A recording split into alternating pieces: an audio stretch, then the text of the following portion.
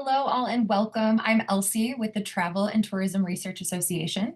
TTRA unites the best and the brightest in the travel and tourism industry. We are preparing for the TTRA International Annual Conference this June in Burlington, Vermont.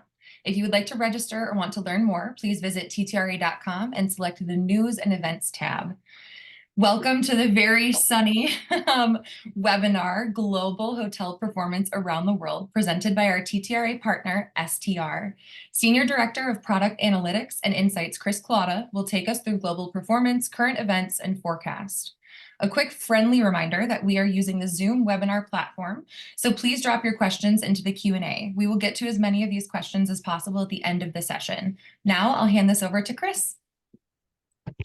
All right, well, thank you, Elsie. I'm really happy to be here. Actually, a little bit of PTSD going on. I haven't done a webinar for a while, so I'm feeling like we're back in COVID times. But anyway, happy to be here to talk about global performance around the world. So what I'm going to share with you today, as Elsie mentioned, is we're going to talk about hotel performance globally, most of the presentation. Then I'm going to spice it up with a few current events to share, and then a forecast.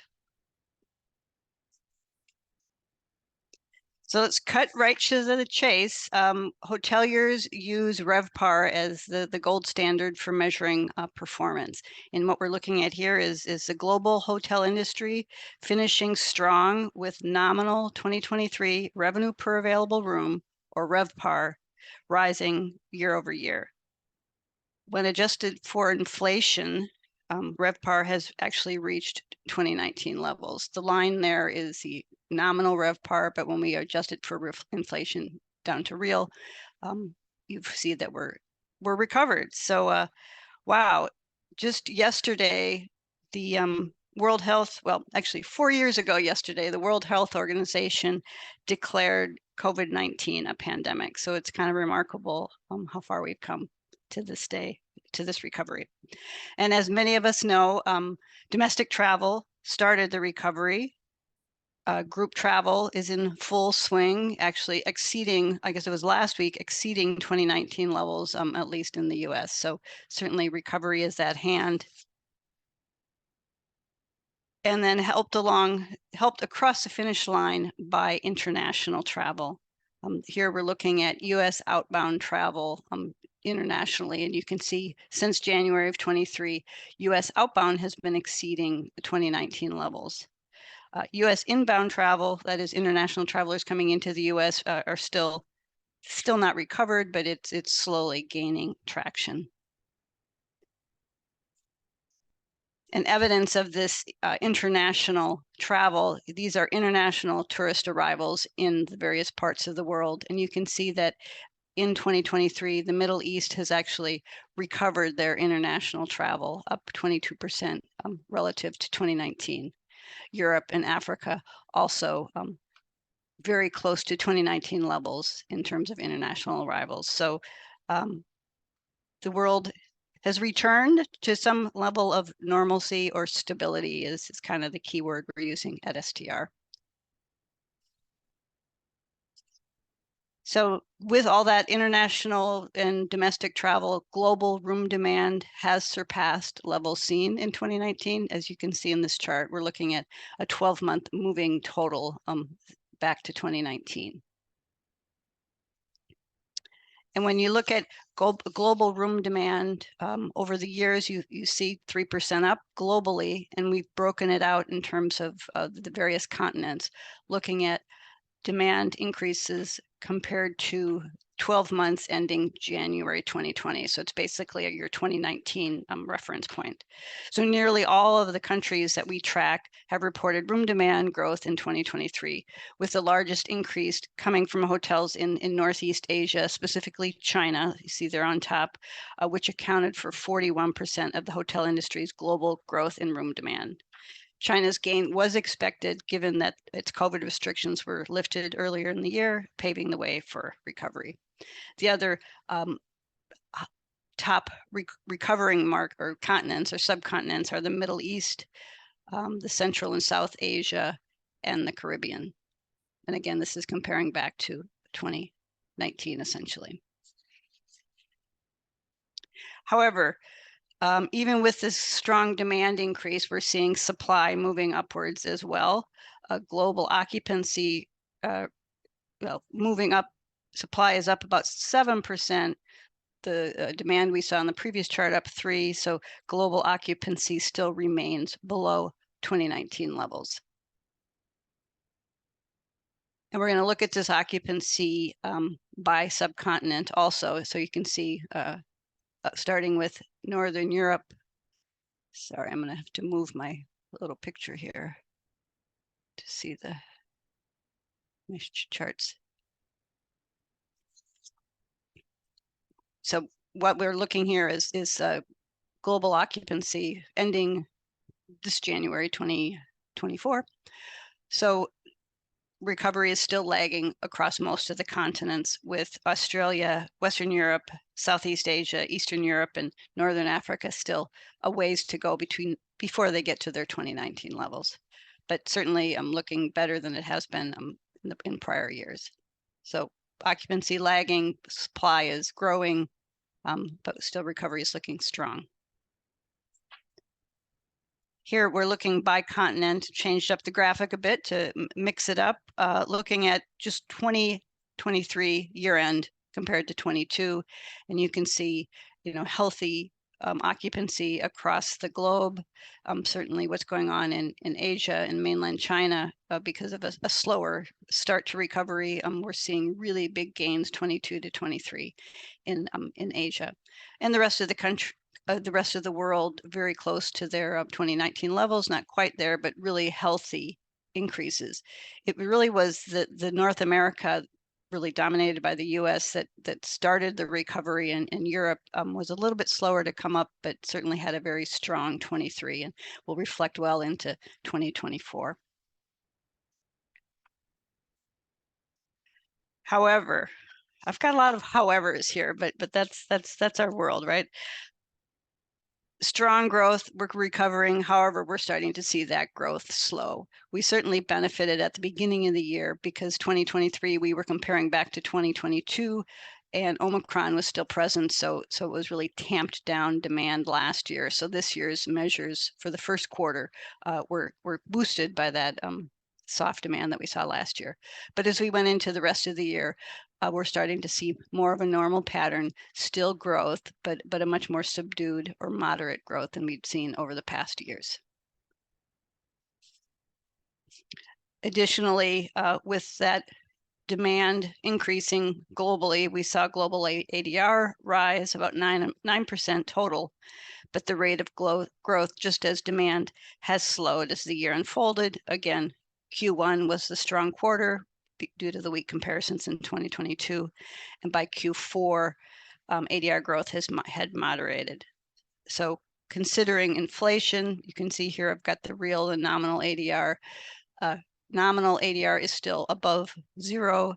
Real ADR by the end of the year is slightly below the rate of inflation. So we've got some headwinds in terms of performance. Looking across the subcontinents, most subcontinents ADR, nominal ADR is above 2019 levels. That's not a surprise. I've also displayed here what it is if it was adjusted for inflation. So the white box number refers to the inflation adjusted ADR. So you can see Northern Africa, South America, well above their 2019 levels. South America in particular, it's really challenging. Look at numbers across the globe because South America, where are we? Argentina, has some big inflationary pressures. So looking at ADR, you just need to be aware of the economic dynamics in the country or in the subcontinent. Southern Africa as well. So you can see on down the list, everybody getting close to their 2019 levels, but in the North America, just a hair under inflation adjusted ADR for the year.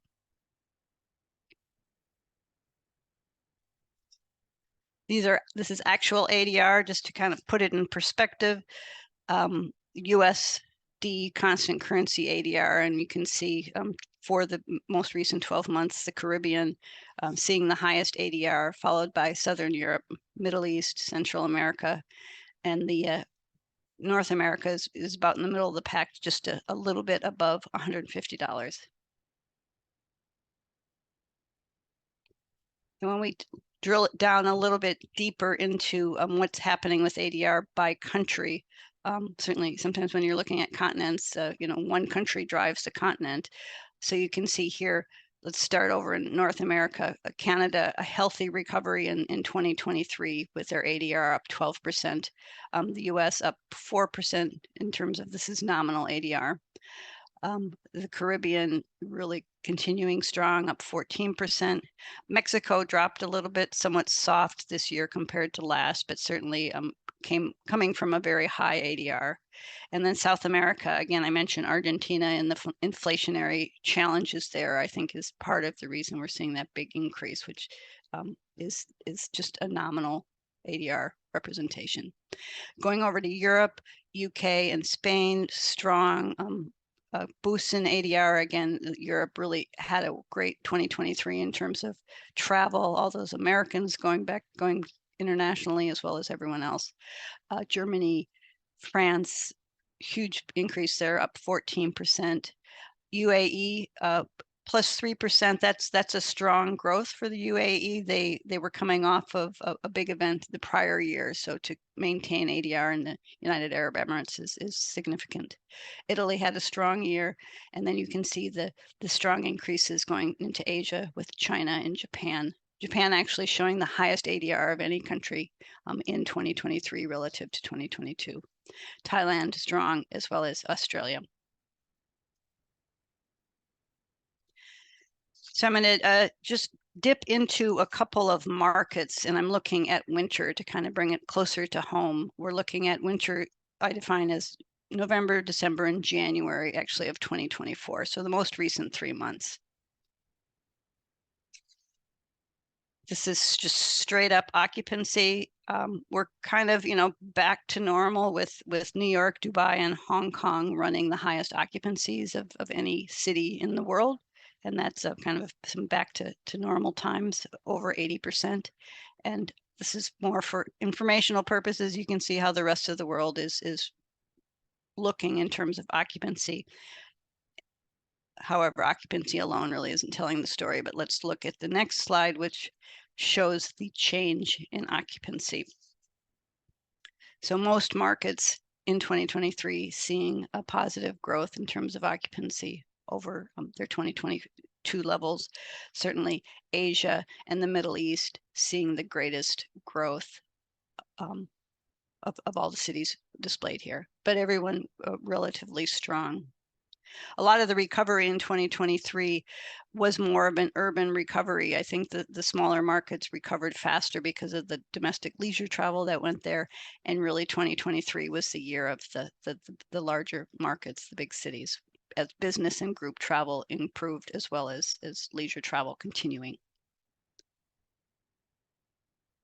In terms of ADR, this is actual nominal ADR for these markets. Again, the usual suspects, New York, Paris, and Singapore posting the highest ADRs for the most recent 3 months across the globe. While looking at the change year over year for those 3 months, the Middle East, Asia, and South America are seeing the greatest ADR gains with the Hong Kong plus 53%, Beijing, Shanghai plus 18 and plus 32. And then down over into the Middle East, Nairobi, Dubai, up Cairo. Egypt had a significantly strong performance, but I think in some cases, some inflationary challenges is impacting that ADR as well. So we have occupancy and ADR resulting in RevPAR performance really driven by the strong ADR gains that were so much larger than occupancy gains. Just call out here, again, New York, strong RevPAR plus 14%. And then over in Asia, Beijing, Shanghai, posting very strong ADR or RevPAR gains. But the whole country. South Africa and Cape Town, very strong RevPAR performance for these most recent 3 months ending in January of 2024.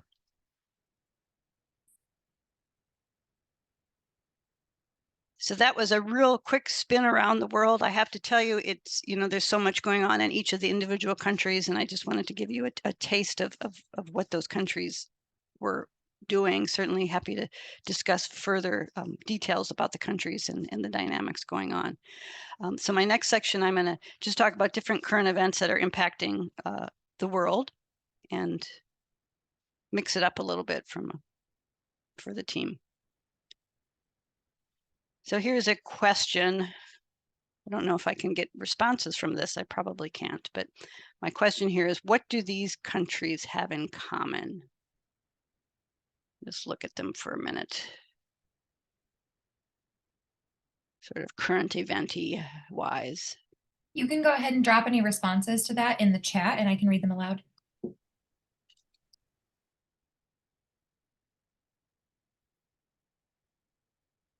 It's okay if we don't get responses.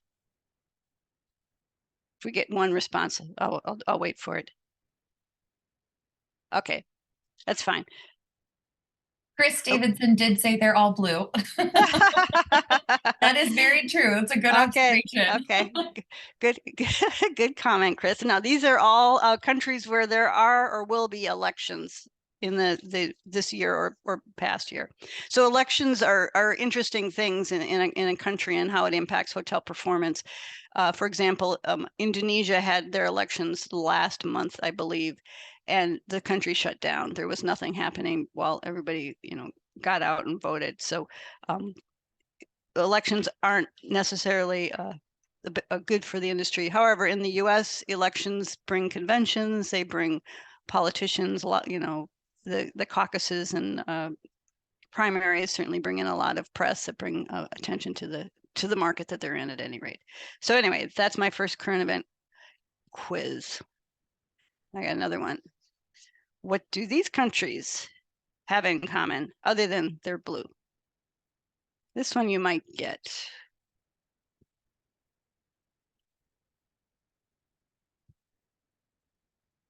Chris Davidson, do you have an answer?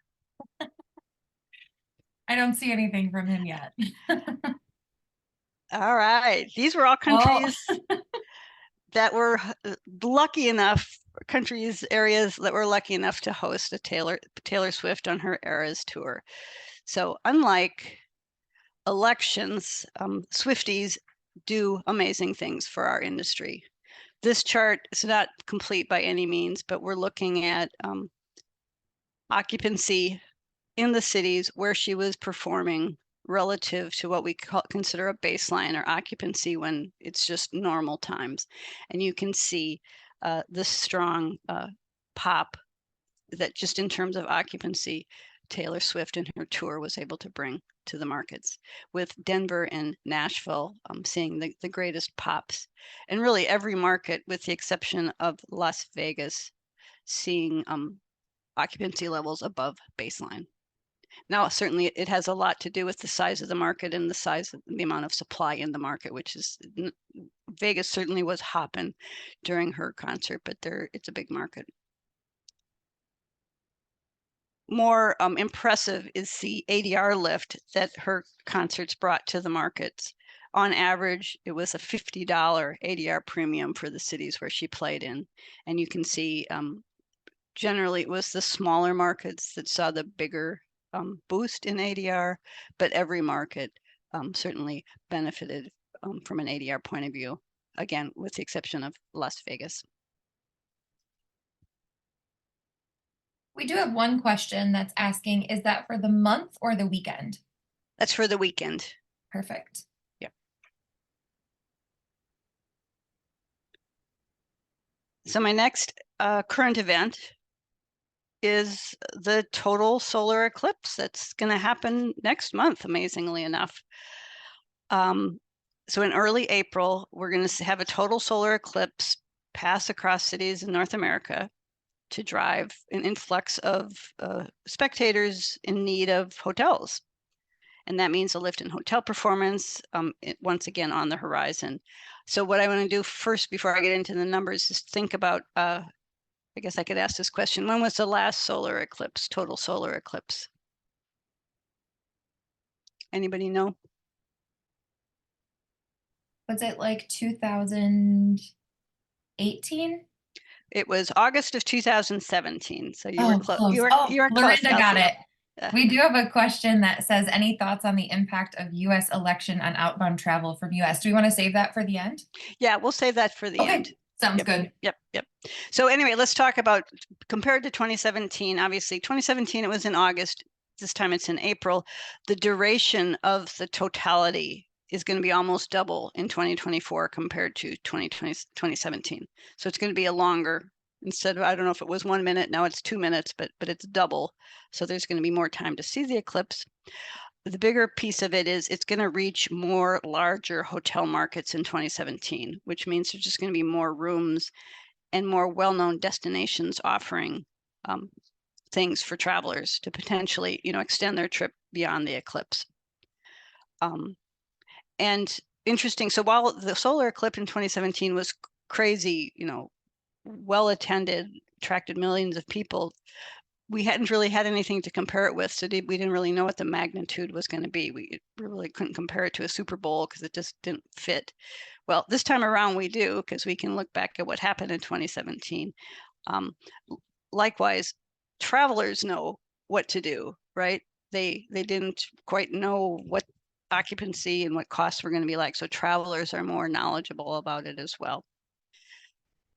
And then the final piece of difference is that this year, it's in April, it's right after Easter, spring break time. So the year-over-year comparison versus when it was in August last time is going to have an impact on the comparisons. So with that, before we jump into 2024 eclipse, I'm going to just highlight some things that happened in 2017. These are the markets that were in the path of totality in 2017. And the highest impact actually was seen on the day before the eclipse, which was Sunday, the 20th of August, when hotels in the path of totality saw that the line over there on the far left, the line is RevPAR, which is referenced on the right axis, and ADR and occupancy increases. Anyway, RevPAR increased 244% for across all hotels in the past. So huge impact on RevPAR, driven by occupancy up 95% in the markets that were in totality, and ADR up 77%. So huge impact. The markets that had the biggest impact, as you can see on the chart, was Hopkinsville, Kentucky. Actually, that's not even on our chart. Hopkinsville, Kentucky was one of the smaller markets in the path, saw a staggering 1,644% increase in RevPAR that night. Obviously, Hopkinsville, Kentucky probably didn't have a whole lot, or doesn't have a lot of supply, so it was easy to reach those compression levels and drive those pricing premiums. Hotels in Columbia,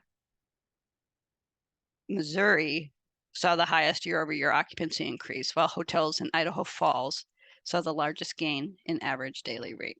So it was a very interesting eclipse, benefiting really mostly small, if not entirely small towns, with the exception of Nashville, Tennessee. So that's where we came from. Here's what we're seeing looking into 2024. These are the 7 key US and Canadian markets that are within the path of totality. So much bigger cities than what happened back in 2017. And you can see here, this is looking at, obviously we don't know what has happened yet because it hasn't occurred, but we're looking at our occupancy on the books that we collect for these markets, and people that have already booked in those markets, according to the hotels that participate, much higher than is normal for the week of, or the 2 days of April 7th and April 8th. The industry average amongst top markets for those days is about 25%. So you can see all these markets, much higher occupancy on the book figures, with Austin and Indianapolis posting the highest percentage occupancy on the books for March 7th, which is the day before the Olympics, the eclipse. Let me show you this chart. This shows you then the actual day of the eclipse. Also very strong occupancy on the books levels compared to, and you can see the top markets.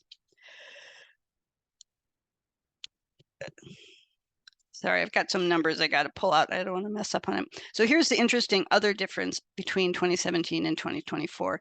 It's just the total number of rooms available for people to stay in. In 2017, there were 139,000 rooms in the total band of totality across all those markets. This year, in 2024, in just the 3 Texas markets, Dallas, Austin, and San Antonio, there are over 199,000 rooms. So it's just going to be a much bigger event because of the availability of places to stay. And these are markets where people might want to visit anyway, and there's lots of other things to do versus above and beyond the eclipse. In fact, in the Texas markets, they've created the Central Texas area has created a 5-day Texas Eclipse Festival to celebrate the event. So certainly will benefit further than the eclipse itself. And just as for the day of the 8th of April, the solar eclipse day, Austin and Toronto are showing the first and second highest occupancies on the books. And these occupancy on the books figures are, I pulled them just early last week. So I'm sure that they will increase as we get closer to the event.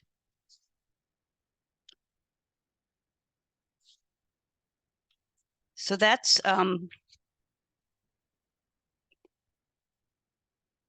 the eclipse. Just checking to make sure I didn't miss anything. Okay, so now we'll talk forecast. Any questions on eclipse, I guess, before I jump off that?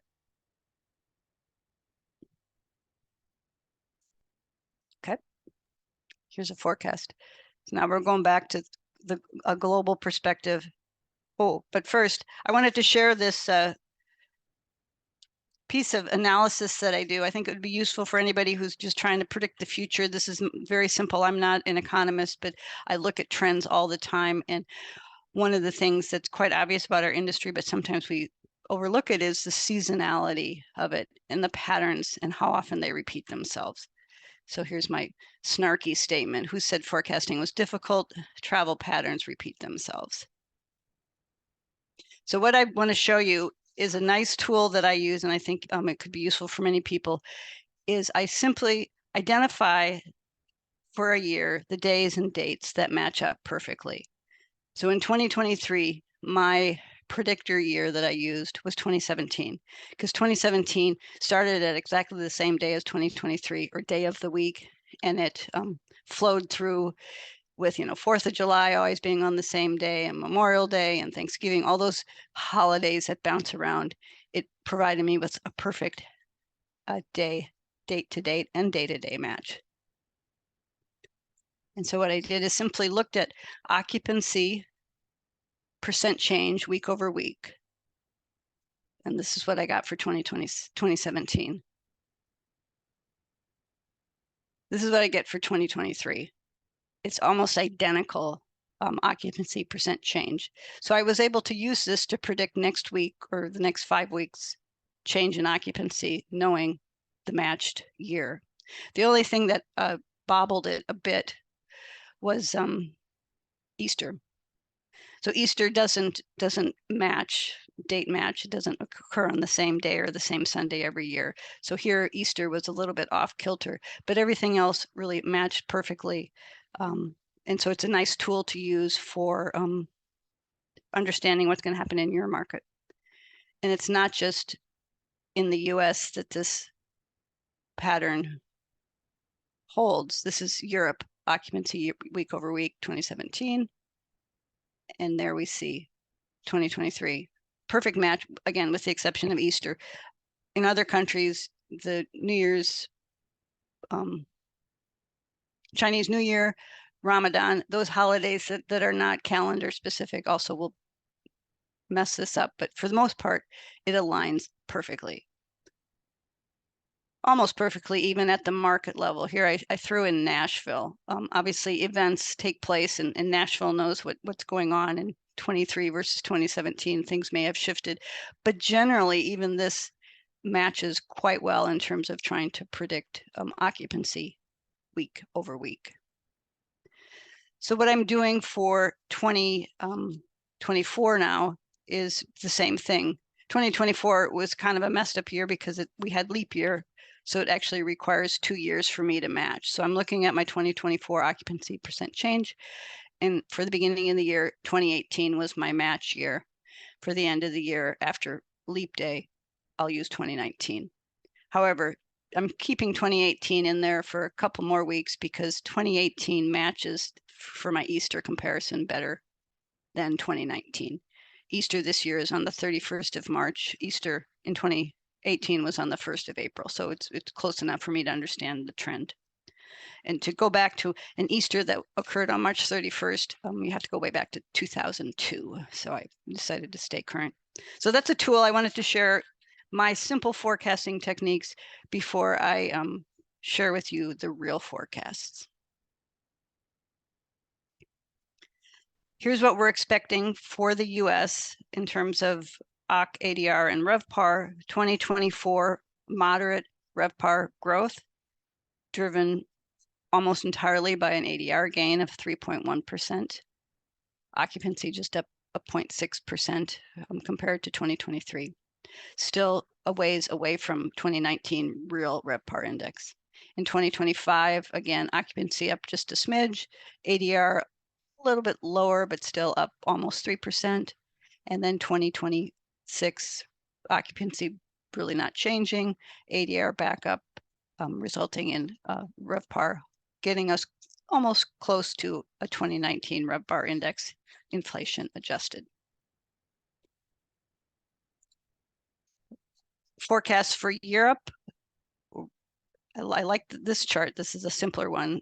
We're just simply, obviously, RevPAR in 2023 was up 21% because 2023 was just the great recovery year in Europe, and it was driven almost equally by occupancy gains and ADR gains. In 2024, we're forecasting a 5.2% increase, with occupancy actually pushing a little harder than ADR on the overall RevPAR growth. And then in 2025, almost all occupancy driven, but RevPAR up just 1.7% is our forecast. So it's interesting. What we're forecasting in Europe tends to be a little more occupancy driven versus the US forecast, which is more ADR driven. And then finally, we have Asia. And I've footnoted here for everyone. The slides will be available who can see what markets make up Asia and Europe that I showed you. Anyway, Asia as an aggregate had a very strong 2023, as you can see, with 62% RevPAR increase, more occupancy than ADR driven. 2024, 7.6 is still a pretty significant increase in RevPAR, both OCC and ADR driven. And then 2025, seeing a 4.3% RevPAR increase in Asia. Chris, we did just have one question come up regarding, did your forecast for ADR and RevPAR use the same year matching logic that was used for occupancy? No. Well, I mean, they use when we do these forecasts, my year matching was more of a trend matching. I wouldn't call it any kind of economics. The forecast itself uses a whole bunch of economic variables. It probably would think about the seasonality a little bit, but for the most part, most of the forecast is economically driven and looking at more than just a couple data points like I was doing. Happy to chat more about my tool. I don't want to get myself in trouble. But the forecast is a much more sophisticated computation than what I was doing. So please, questioner, I'd be happy to chat more with you about that. And also these forecasts are STR and in conjunction with tourism economics, also providing input into the forecast. I'm going to wrap up with just another piece, a qualitative piece, I guess, that we do use in understanding the forecasts, although it's mostly quantitatively driven. But we actually have a panel of hospitality professionals that we survey every quarter and ask about performance, what they think, what they're seeing in their markets. And this, we ask them about, what are you seeing, and what are you seeing, or what do you predict in terms of occupancy and ADR change? And we're seeing, a fairly optimistic set of professionals thinking that ADR and occupancy will rise, with occupancy rising a little bit more than ADR. We ask the question, we give them some percentages. Is it going to go up 1 to 2%, 3 to 4%, or 5+? And you can see those that said it would increase, stay the same, or decrease. So ADR seems to be the driver in terms of increases. Occupancy is probably going to remain flat according to our community of professionals. Where is the occupancy going to come from? It's pretty much all segments. Leisure is continuing strong. It's leaning a little more toward group, just thinking about this year versus last year, because maybe leisure's tapped out, but you can see the green bars growing as you get from leisure to business to group. But all segments predicted to see more improvement than less from our community. And finally, we just simply ask a business confidence question. How confident are you in conditions in your market for the next year, or for the short term, midterm, and long term? And you can see a fairly high level of confidence that increases somewhat when we get out to a longer term viewpoint. So with that, if you would like to participate in and be part of this community, you can scan this QR code or email me and I can get you registered. The benefit is we do a quarterly survey. It is 3 minutes max. You can, and you get the results before anyone else. So it's a good way for you to get intel on your market and what other people are thinking. So with that, I'm just going to wrap up with some comments on where we think the industry is going. Certainly a stabilization is our new buzzword. That's kind of what we're seeing. Things are getting stable, back to normal.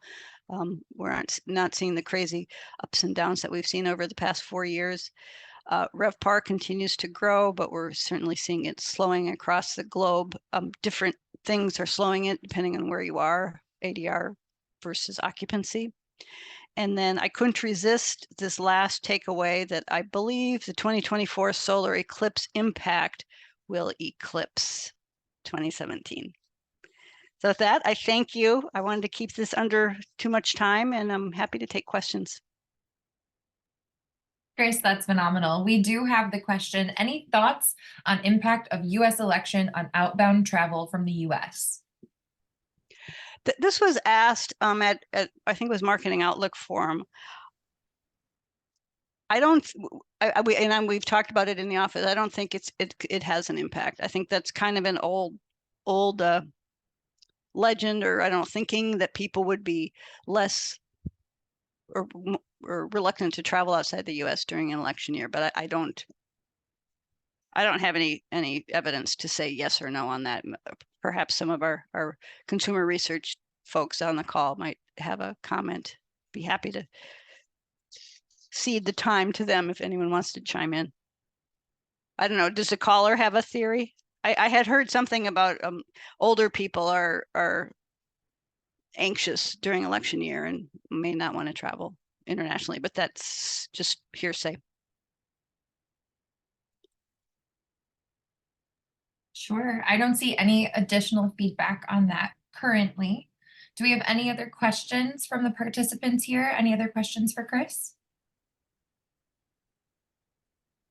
And Chris's contact information is on the screen here. So if you'd like to discuss any of your questions any further or have any additional questions for her, you can always reach out directly. Chris, anything else? Nope, I appreciate the time and everybody's attention. Hope it was useful.